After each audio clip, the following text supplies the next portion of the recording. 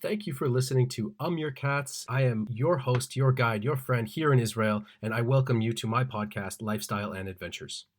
In this case, I wanted to share with you a few thoughts that I had as we wrap up the first part of the high holiday season. Rosh Hashanah, Yom Kippur, check, and we've got Sukkot on the way.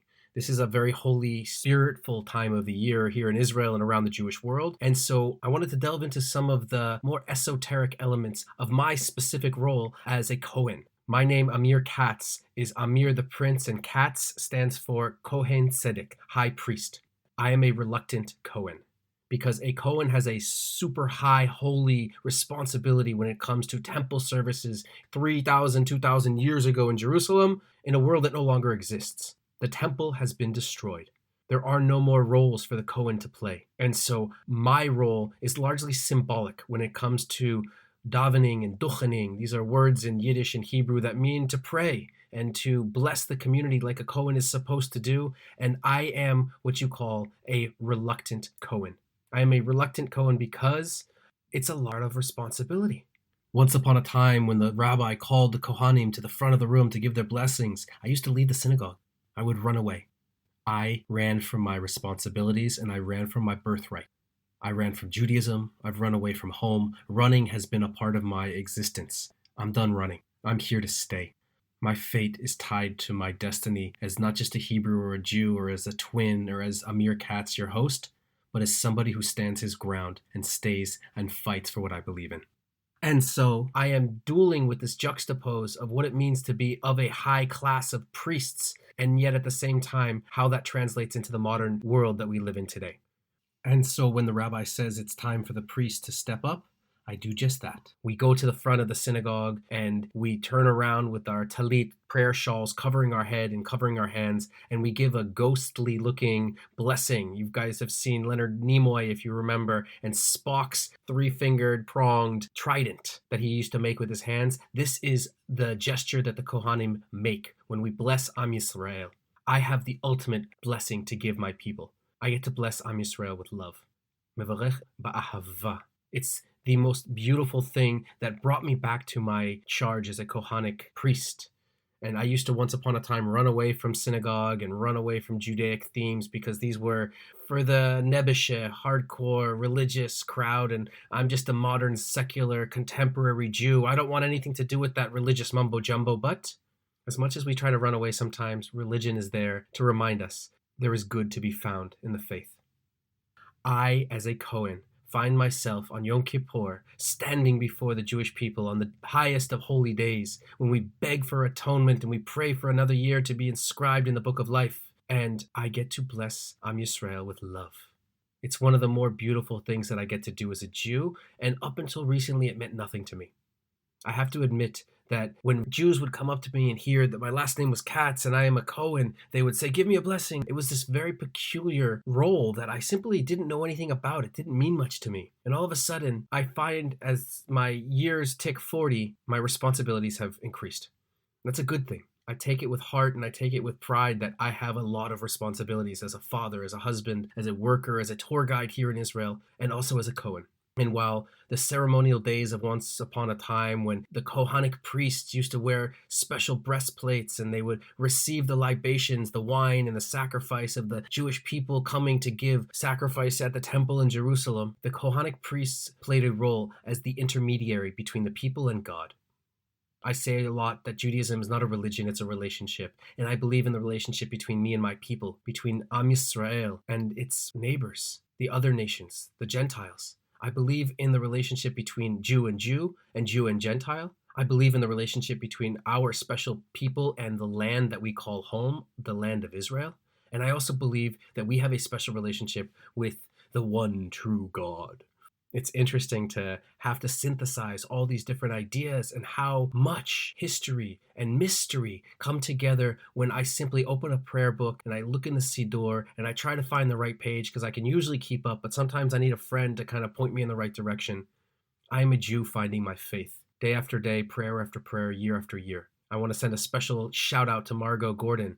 And when my dear friend Margot came to visit me in Israel, maybe 15 years ago, she had recently lost her husband, Jerry Gordon of blessed memory, And her son was a good friend of mine from college, and he said to me, Amir, my mother's coming. She just said her yurtzeit for her husband, my father, Zichroneh Chvodo, and you need to help my mom. She's having a crisis of faith. And I said to my buddy Adam, yo, I don't have time for this. I'm in grad school and I'm studying Middle Eastern politics and I have papers to hand in. And he said, Amir, you're a Jew. Do the right thing. And so thank God in Israeli universities, we get the chance to take our exams on a second date if we're not quite ready for the first date. And so I did that. I postponed my university exams and I went with this wonderful woman, Margot, who I consider a second mother to me. And we went around and explored and adventured. We went to Sfat, we went to Petra, we ran around Israel. She needed a young man to help the lady out a little bit when it comes to some of the logistics and operations and simply being a guide way before I was ever officially a tour guide in Israel. When we arrived in Sfat at the end of our adventure, she said, Amir, it's okay. I can handle this from here on in. We're in Israel. I can do just fine. Don't worry about it. You can go home now. At the time, I was in a very anti-Jewish phase of my evolution. And I went to a cab driver and said to him on a Friday morning, pick me up here Saturday morning and get me away from these Hasidic Jews. I want nothing to do with this place. I am against everything that their lifestyle stands for. And I want you on Shabbos of all days to get picked up in a cab and pay money to get out of Sfat. I was doing a bit of a shanda, a shameful request. And that night, something happened that was so special that reminded me of what it means to be a Kohen. The relationship and the bond between strangers flourished. And I went inside the synagogue at Ascent, a lovely place in Sfat, and began to sing, and began to fake it till I could make it, and began to support my dear friend Margot in her sorrow and struggles of redefining what it means to be a woman who has lost her husband. We cried together, and we danced together, and we sang together. And a large gentleman with a booming presence, one Schwartzy of blessed memory, came up and gave me a little bit of inspiration. And his son, Barry, came up and said, do you need some help finding the right page? All of a sudden, my cynical, skeptical, reluctant, Kohanic energy was alive with hope and with subtle belief that I could indeed fulfill a little bit more of my potential as a Jew. It's one thing to run away from Judaism. It's another thing for a Kohen to deny who he is and what he is and how he is. And I did just that. I denied my Jewish identity. I said, no, I don't want this. And guess what my Jewish identity said? We don't care what you say. We're going to get our teeth into you anyway. Because I was born a Jew and because I was born a Kohen, some things are innate and some things are part of me beyond whether I choose to be or not to be. And so I celebrate my dear friend Schwartzy, and I celebrate the honor and the kavod that comes with being a Kohen. And I celebrate the fact that even though I am a reluctant Kohen, I have good men and good women who remind me of my potential, both inside of the synagogue and outside. Most of the good deeds that I'm able to fulfill on behalf of my nation take place as a guide and a teacher and a preacher as I'm leading groups in and around the country.